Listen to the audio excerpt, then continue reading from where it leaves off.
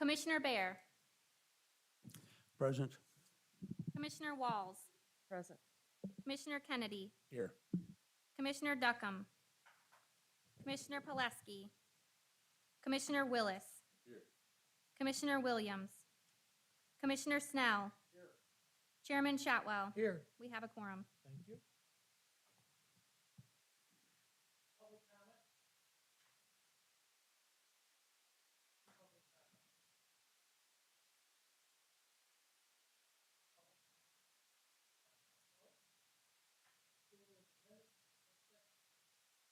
So moved.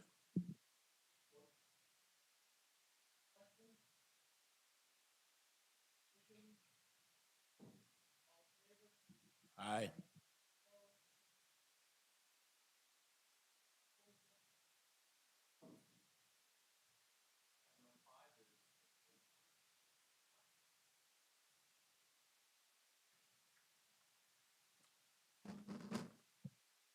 Good morning, Commissioners.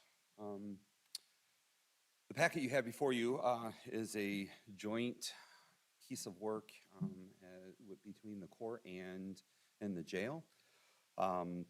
This has been ongoing and conversations have been occurring since probably August of last year, and trying to have a better system in communicating between the courts and the jail.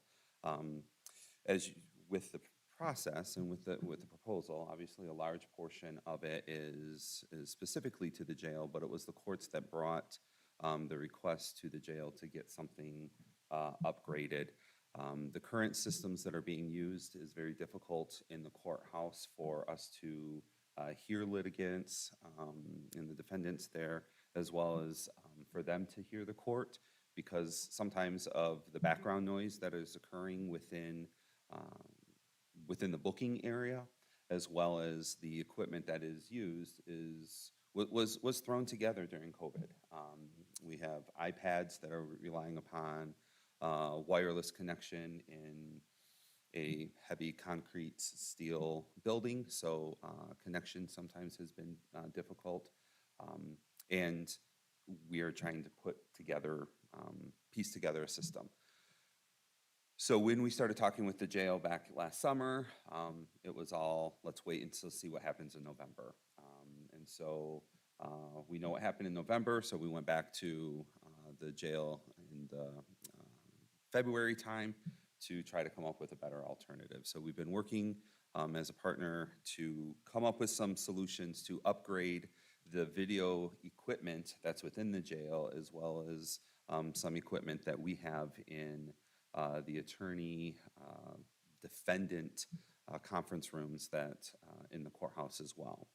So what you have before you is the full package for devices in both jails, Channel Road and Wesley. We're looking at requesting for 3 soundproof booths, so that because some of the places where, and for security, they need to be kind of in the open, where we have some of the current videoing equipment. And you have people not being happy with being in the jail, and so they're being loud, and again, it's sometimes difficult. These are correction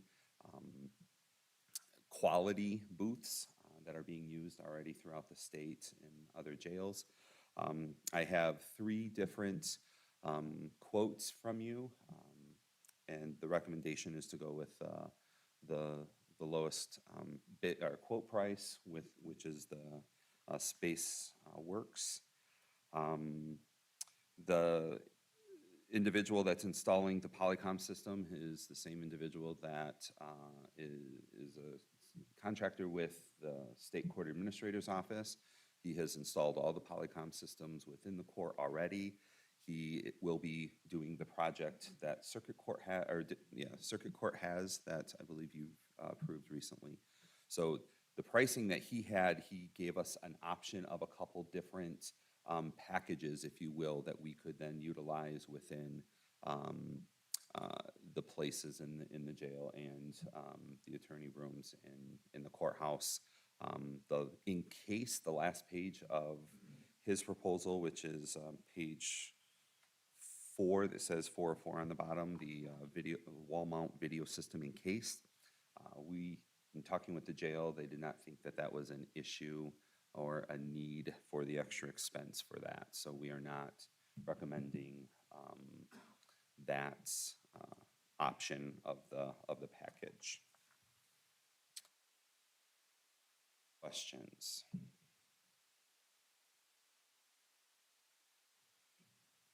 Commissioner Kennedy?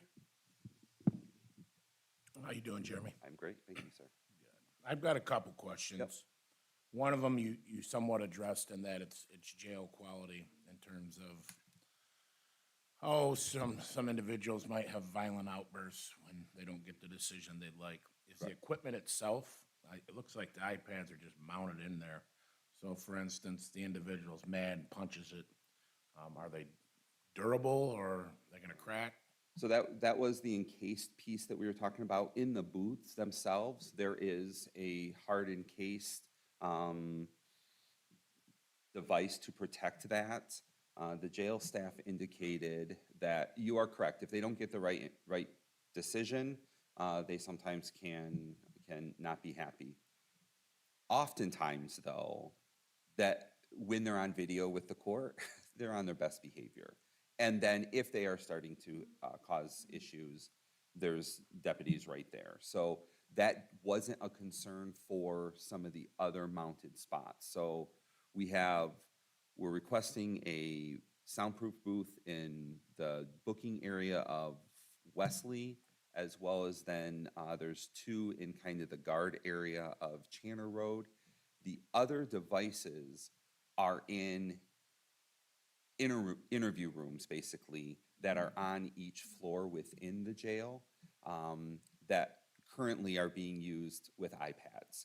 And so these are more durable than iPads. Obviously, if an iPad got thrown against the wall, it's a little cheaper to replace, but they're not touching these at all. So we have not had issues with that. Okay, and then Knocking on wood on that. yeah, right. Second question is, and they look to be that this would be the case, but I see a lot of it being at Wesley Street. If were we to close that jail, I'm assuming this equipment could be moved to whatever facility we use. Yes, it is transferable. That's one thing that we were looking at. Nothing is permanent install, and so anything that we would get would be able to move with any type of jail. And then in the past, I know we approved some ARPA funds for similar projects. Do we have some of these already existing? It seems that we approved something similar to this. My memory's not the best because I think it was like a year ago.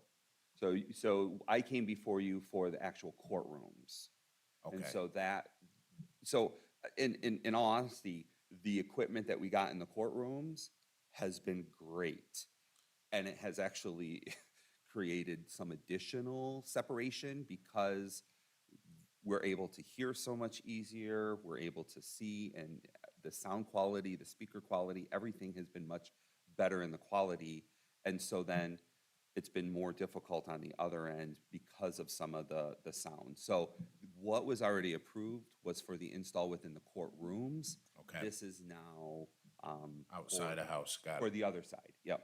Okay, thank you for your responses. Commissioner Bear? Thank you.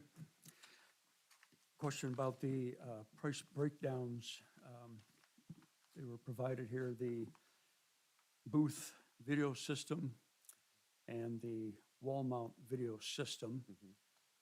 These documents say that the local customer will pay for this equipment and the shipping. Have these costs been rolled into and included in the total 106,000? Yes. So if you look on, for example, on page 2 of 4, where it has the booth video systems, Poly X30 with remote control. The breakdown, you see CDWG, those items that are broken down, those four items though there, that has been that's a state scale approved pricing for those.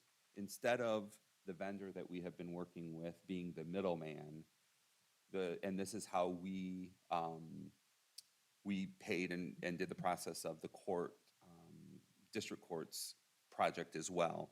We pay the CDW directly. So that cost of the $4,193 for this package includes the shipping, includes the products, plus then his installation of the device. So it's inclusive and total within the $106,000. Thank you. That's all I had. Any other commissioners? So we're doing all of this, and I appreciate the 11 locations. What efficiencies are we gaining, and is there an opportunity to reduce staff? Is there an opportunity of any other kind of financial savings, or is this just security? So the initial, well, ish. The initial drive when I went to go to the jail beforehand was because my judges were saying, we're done with this. I'm going to start bringing people over. Nobody wants that. It is a security issue. It is an added staffing issue because of the frustrations that the courts were having with not being able to hear and the defendants not being able to hear. So with this, is there a staffing reduction? I can't speak specifically to that because that is the jail, but I am pretty certain there's not going to be because we are replacing other type of devices within the jail already. It's just getting the right devices in there. The ish part in that if we can't fix this problem, I have very frustrated judges that are saying, we're not meeting the rights of the defendants. We have to start bringing them in because they're not hearing us. They're not, and that then raises staffing issues. So the efficiency could be that without having to transport people back and forth, we could actually see more court cases per day then? As I don't know if it's more court cases per day. We have the court cases already that we're handling it. We would decrease in the court, I would say, if we're needing to bring a bunch of people over for that, especially if we have issues and they're down over at Channer, having the transport back and forth for that. Okay. Any further questions? And this is going to do what, Mike? Approval here, we're going to take it to committee. Yeah, this is ARPA, so every ARPA dollar we spend comes here first, comes to study session. It was part of the original process and transparency plan for ARPA dollars with the county. So this is we'll move forward to the committee and then full board on Tuesday night. That's where the transaction actually happens. Thank you, Jeremy. Thank you. Up next, we have Keeley Park, and Kyle's here, Parks Director.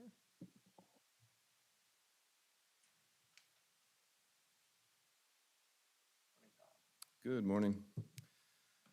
Well, we've got what I would consider an exciting opportunity to consider here over the next month or so, but we're in year 4 of the new American One Event Center, year 3 if you don't count 2020, because there was very little activity there, but we opened that building the end of February of 2020.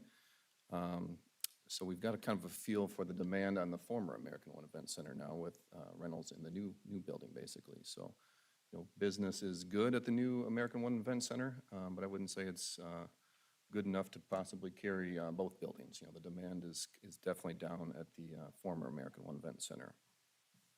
So we've recently had a group inquire about transforming the former American One Event Center into an indoor pickleball facility.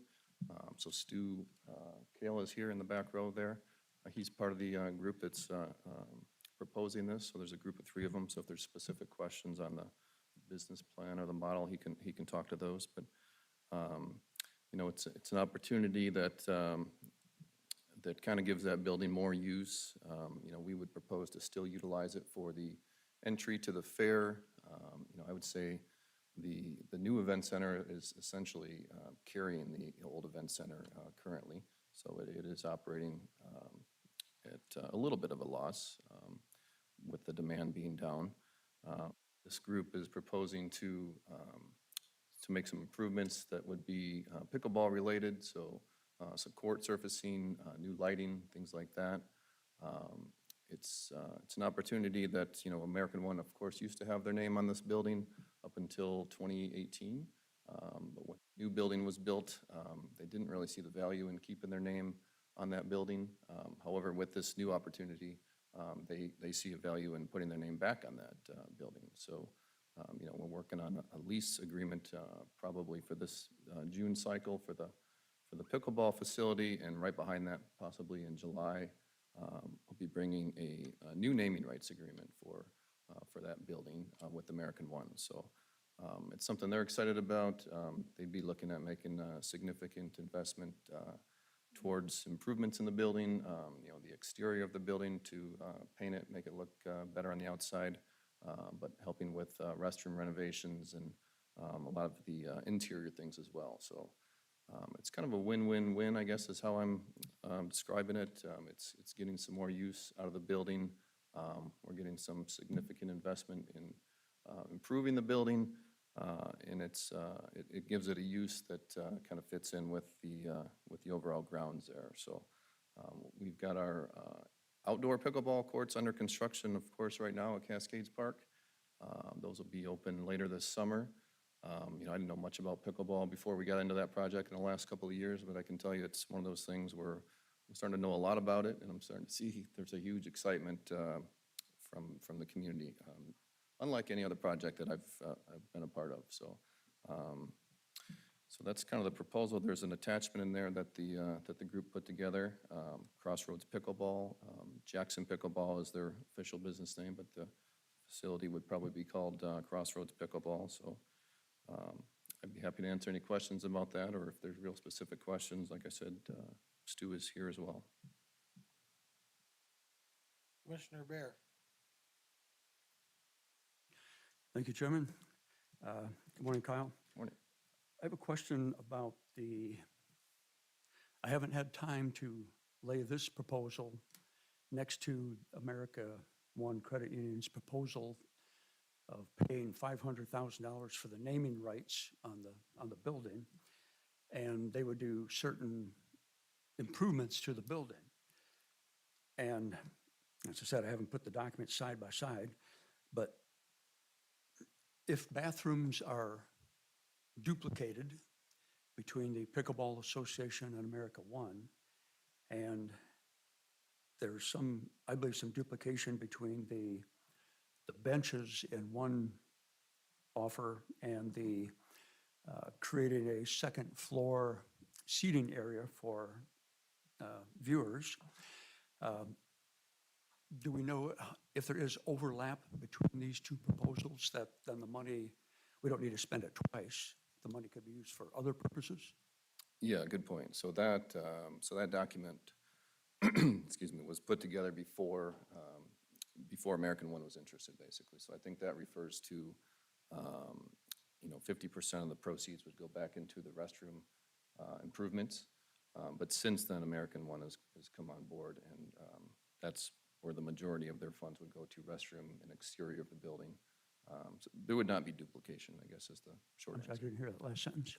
There would not be duplication. No. Okay, thank you.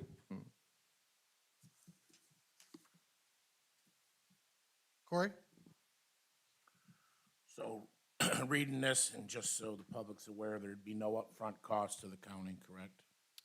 Correct, yeah. So we currently, the costs to, there's utility costs basically right now, cost to repair the HVAC, things like that, that's sort of the operating costs. So this group would take on the cost of the utilities and then share 8% of their revenue from court rentals and memberships.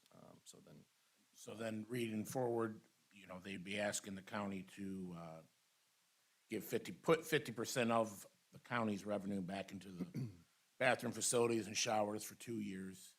What happens if the projected revenues don't hit projection? Yeah, and again, that projected, that ask about the 50% was before American One came on board. So the American One likely would cover the restroom improvements. Our revenue from the 8%, though, we would probably, keep on board for any other, ongoing costs operating that the building needed, I guess. But they'd be less because we're going to be upgrading the HVAC and making repairs to the exterior, but So you're saying that American One's gonna cover the cost of the upgrades to the showers and the bathrooms now, since Correct. this report was put together? yes. And so is the county still gonna put forth 50% of the revenue for 2 years to go towards something, or is that out, off the table now? I think that we would, I would propose to use that 8% as kind of a, in case we need something for the building, I guess, ongoing operating expenses, yes. Okay. The next question is, I understand demand's down, but I also know there are some groups, one that I'm actually involved in, that actually prefer that building during the fair rather than the new one, quite frankly, because that's where people come into the fair at and they feel there's more. Well, so is the building gonna be solely dedicated to pickleball, or will we be able to still use it for events like that? So definitely for the fair, that would still be the grand entrance to the fair. Like you said, everybody comes in that way, so that is, there's some prime booth space there. And, when the renovation was completed at Keeley Park, when you come out of that building, that, walkway that goes towards the midway, that was all kind of designed to be the entry for the fair. So that would remain the same with what. And booths could still be set up there during Fair Week? Yeah, yep, so the, basically they're adding pickleball court surfacing and netting, so the nets would come down, the floor surfacing would still look like pickleball courts, but, Okay, thank you. yep. Other questions? Go ahead, sir.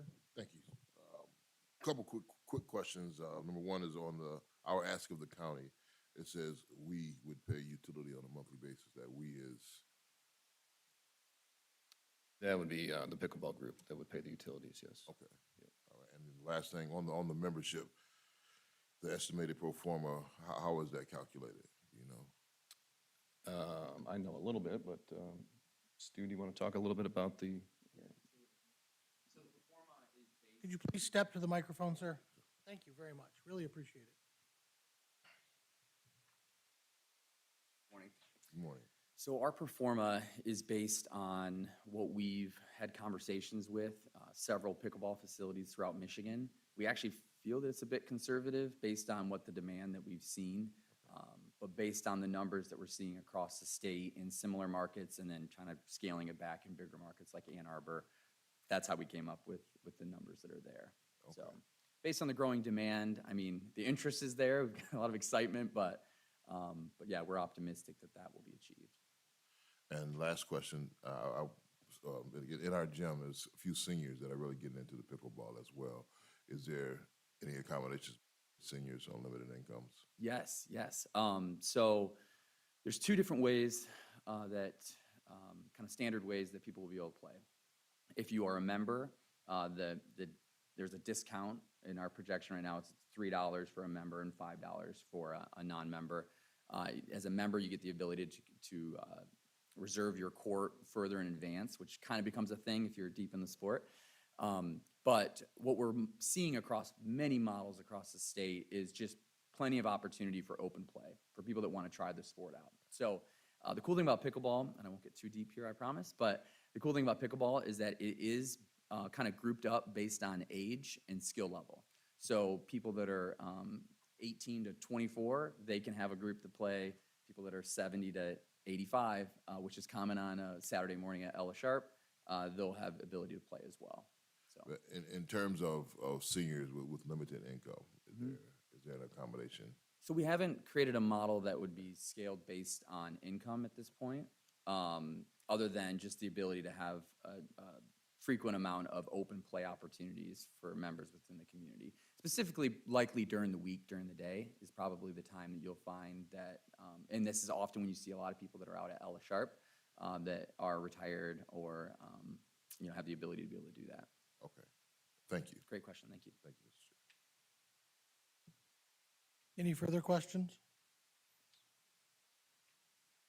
Look forward to Parks Committee tomorrow for a deep dive into all this. Is that the idea? And Yes, then yep, regular committee meeting Monday and then Tuesday night? correct, yep. Is that- Okay. Any further questions or comments? Okay, thank Thanks, you. Kyle. Up next, we have the Drain Commissioner was gonna give an update. I don't see him as he walked in. Have we heard from him? Anybody heard from him? He said he had, I believe, an appointment this morning and, wanted to be last. So, well, he's last, but unfortunately, he'll have to come back next month. I have nothing further.